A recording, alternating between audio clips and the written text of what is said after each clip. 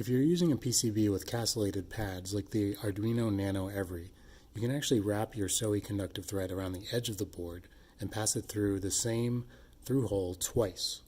What that does is it provides a little extra mechanical strain relief at the connection. I'll show here. I just pull this loop tight. You can see that the thread falls directly into the castellated via there. And that one's not soldered, but I just soldered this one on the left of it. And you can see as I pull on this, putting a good amount of force on it,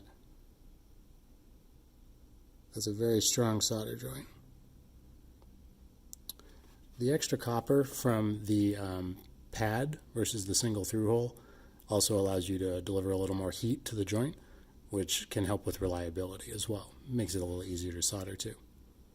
Thanks, and check out our new thread at SewIY.com.